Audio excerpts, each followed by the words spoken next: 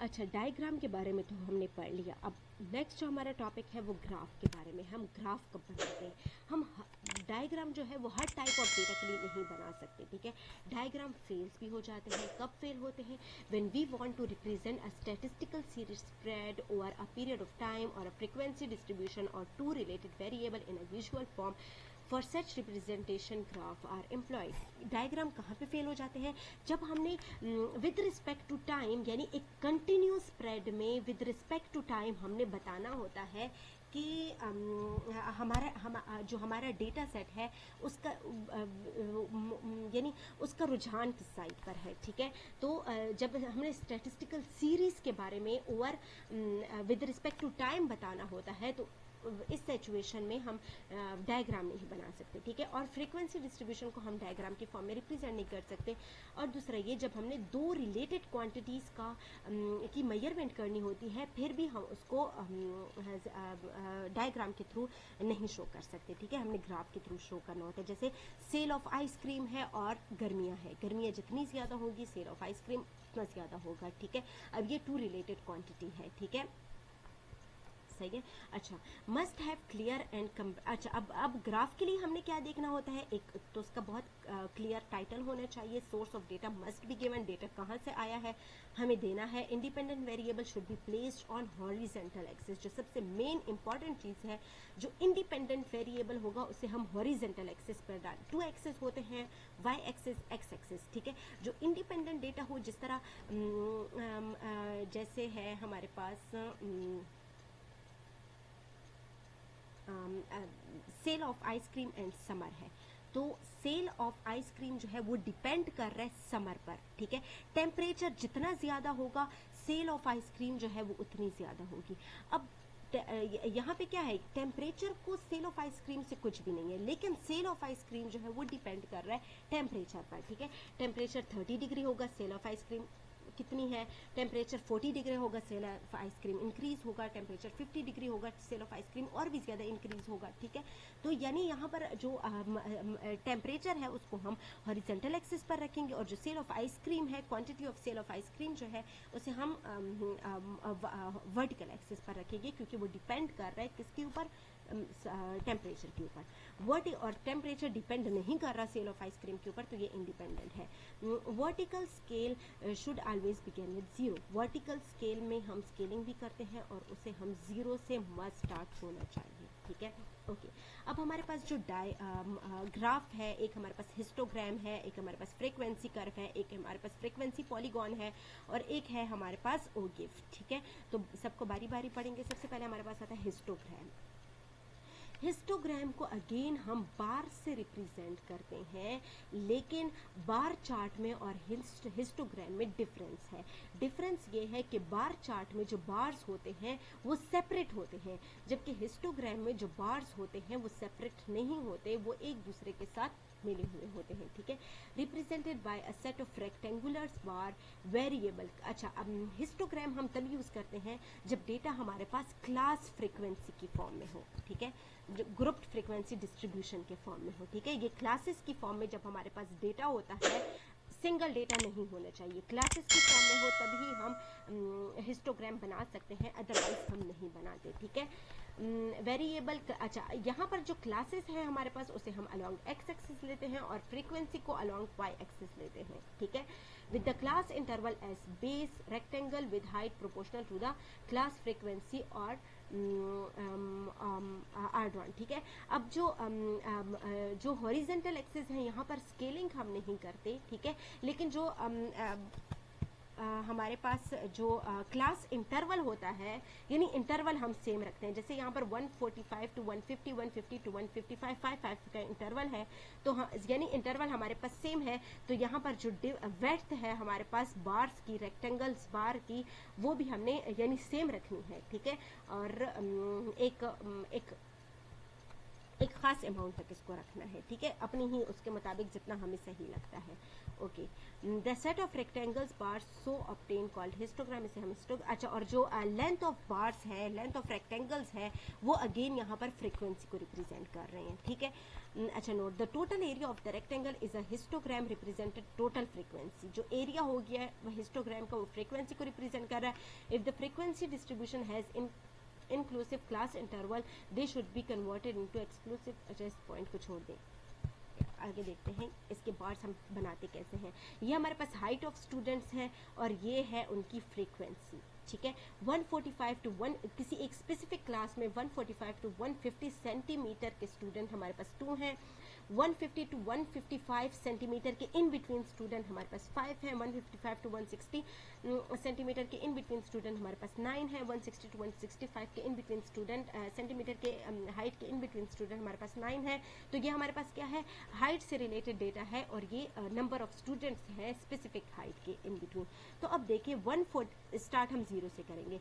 145 to 150 के in between हमारे पास 2 student है, 2 तक मार्क कर दिया, प्ले बीच में हमने स्पेस नहीं छोड़नी, ठीक है।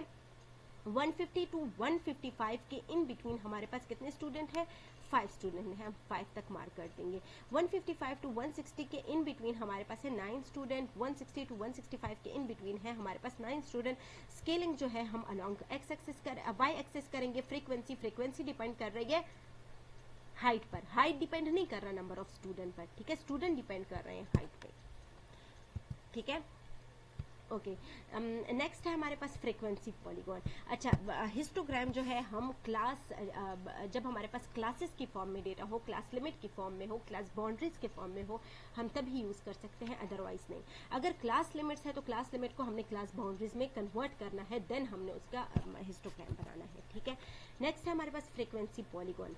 अब इसमें हम क्या करते हैं, variable is taken along x axis, frequency along y axis. वही बात, वेरिएबल को एक्स एक्सिस के अलॉन्ग लेंगे, फ्रीक्वेंसी को वाई एक्सिस के along. Class frequency are plotted against the class mid value and then these plot are joined by straight line. सबसे पहले, अच्छा, अगर हमारे पास डेटा क्लास लिमिट की फॉर्म में है तो हमने उसका मिड पॉइंट फाइंड करना है, क्लास मार्क फाइंड करना है। क्लास मार्क फाइंड कर लेने के बाद हमने क्या करना है, क्लास मार्क से रिलेटेड जो हमारे पास फ्रीक्वेंसी आ रही है उसे हमने प्लॉट कर देना है, ठीक है। जैसे इस एग्जांपल में देखिए 145 और 150 का जो मिड पॉइंट है वो हमारे पास क्या होगा,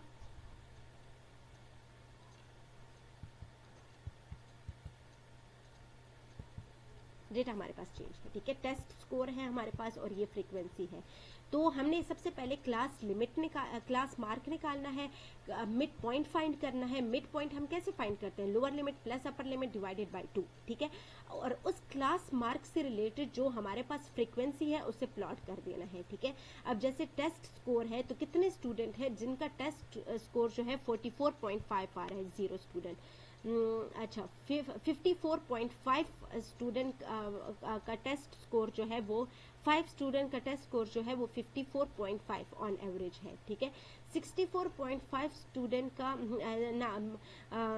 यहाँ पे देखें तो 10 स्टूडेंट का टेस्ट स्कोर जो है वो 64.5 है, ठीक है। यहाँ देखें तो 30 स्टूडेंट का टेस्ट स्कोर जो है वो 74.5 है, ठीक है। सिमिलरली 40 स्टूडेंट का टेस्ट स्कोर जो है वो 84.5 है, ठीक है।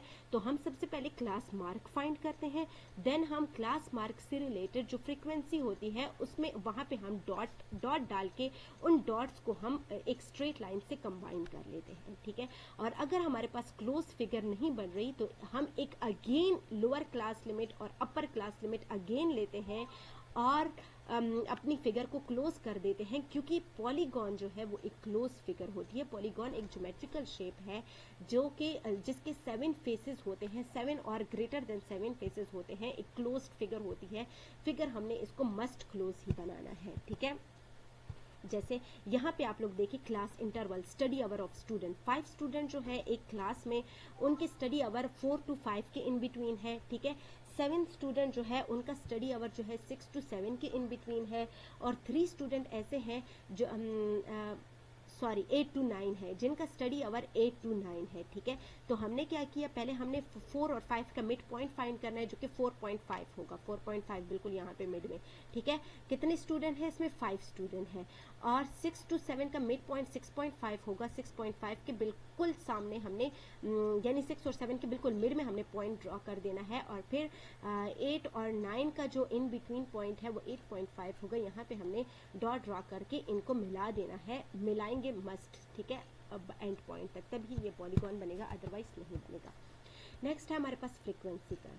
फ्रीक्वेंसी कर्व में हम क्या करते हैं, variable is taken along the x axis and frequency along y axis. वही बात, frequency are plotted against the class mid values and then these point are joined by a smooth curve. यहाँ आप देखिए फ्रीक्वेंसी पॉलीगॉन में हमारे पास smooth curve नहीं है, frequency curve में हमारे पास एक स्मूथ कर्व इस टाइप का बेल शेप्ड टाइप का एक कर्व आता है। बेल देखिए, बेल क्या होती है, रिंगिंग बेल जो होती है हमारे पास, ठीक है, वो भी इस फॉर्म में होती है। तो हम एक इस टाइप का बेल शेप्ड फॉर्म में एक कर्व, एक स्मूथ कर्व ड्रॉ करते हैं। और फ्रीक्वेंसी कर्व हमारे पास तब ड्रॉ होता है जब क्लासेस हमारे पास बहुत ज़्यादा है, डेटा सेट हमारे पास बहुत लार्ज है, और क्लास इंटरवल जो उनमें क्लास इंटरवल जो है, वेड्थ ऑफ क्लास है, वो बहुत स्मॉल है। तो हम क्लास फ्रीक्वेंसी कर्व ड्रॉ करते हैं, ठीक है।